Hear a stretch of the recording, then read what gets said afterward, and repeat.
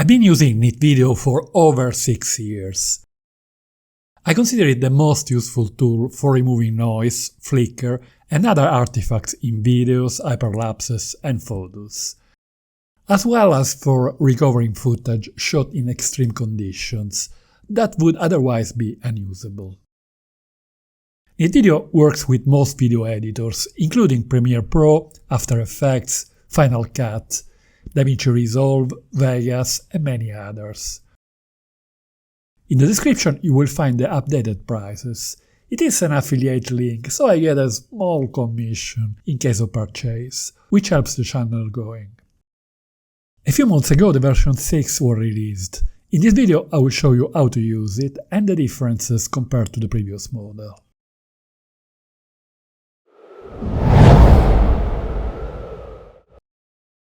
The previous version, NetVideo 5, already had all the functionality needed for a complete workflow, but it was very demanding in terms of computer resources. It required a powerful CPU and GPU, as well as a substantial amount of RAM, to ensure the rendering process was not slowed down due to insufficient resources. Version 6 doesn't have new features, but focuses on improving efficiency in the video processing workflow and enhancing integration with the computer resources, reducing rendering time by up to 2 times, while using significantly less memory. I also noticed that the workflow is often simplified, as the automatic tools yields excellent results, and I rarely need to use the advanced settings. I will show you how to use it with Premiere Pro, but the workflow is very similar to the other editing programs. Before using NetVideo for the first time, I suggest applying the Performance Optimizer tool to adapt the program to your computer resources and to the current project. In Premiere Pro, in the Effect tab, open NetVideo folder and drag the Reduce Noise icon to the clip I want to modify. With the clip highlighted, I go to the Effect Control tab, open the item Reduce Noise and click on Prepare. And then on Build just below. A window appears to prepare the noise profile. In the Tool menu I choose Preferences and then the Performance tab. NetVideo analyzes the computing devices and the clip and proposes the auto settings. By clicking on the button Check Speed on the lower left, the speed in frames per second will be shown. If we are satisfied with it, we can click on OK. It is also possible to click on Optimize Settings to increase the speed further, but generally is not needed.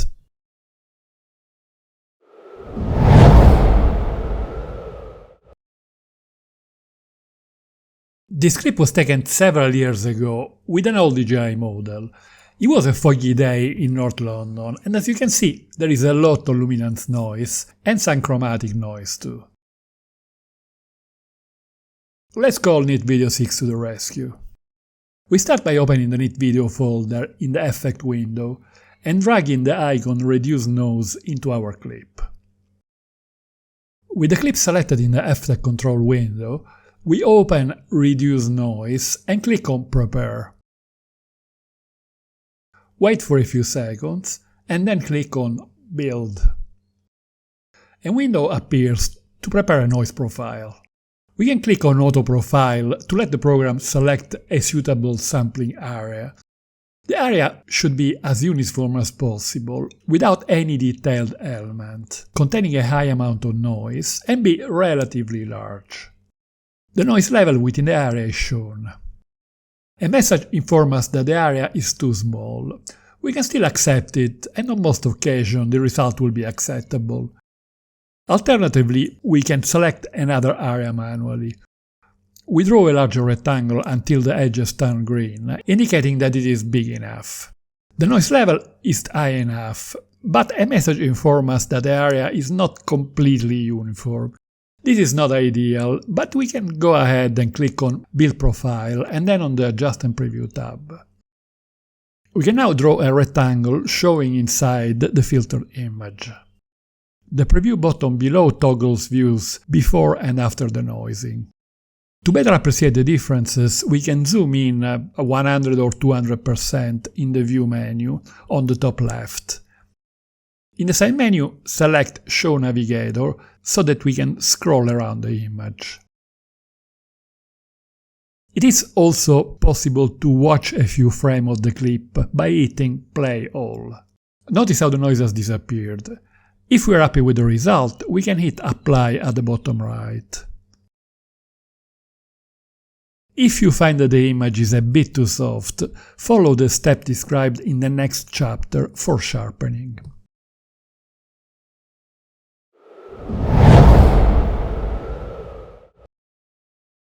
This photo, taken in low light, has noticeable luminance noise in the sky, as well as some chromatic noise in the foreground. This time we easily find a large uniform area with plenty of noise in the sky. We hit Build Profile, then Adjust and Preview, and zoom in to better evaluate. As you can see, in the filter area the noise has disappeared, but the detail looks a bit weak. The denoising applied is probably too strong. In the window to the right we select the Spatial tab, where we can fine-tune the two sliders, Noise Reduction Amount and Noise Level. The noise level applied is in this case probably too strong, so I reduce it to just before the noise starts to reappear, and then try to find the best combination of the two sliders. Further down we find the Sharpening tab. I check Enable and open the menu to increase the values for Fine, Medium and Large until I'm satisfied with the detail. After hitting Apply, I notice that there is a bit of noise left. I want to further tune the values. I don't need to start from scratch. This time in the Effect Control window, after clicking on Prepare, I can click on Adjust to retrieve the values used previously. I can then adjust the two sliders until I get the desired result.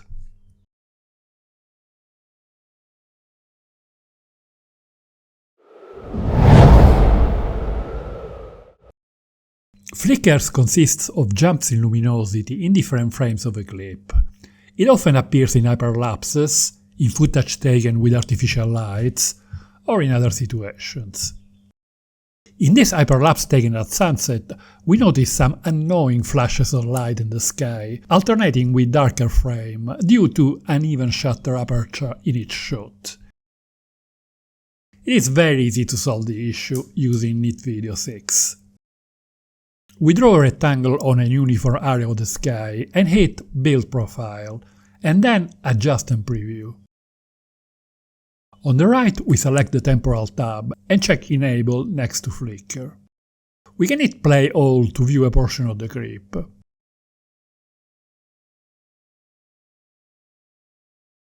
It already looks much better now, but we can modify the radius value for even better results.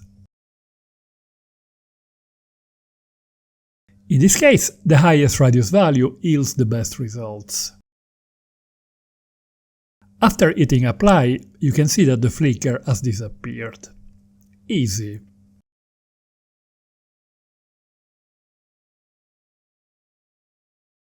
Let me quickly show you another example where the flicker is extremely evident. This clip of Mount Etna during an eruption was taken with an older generation drone.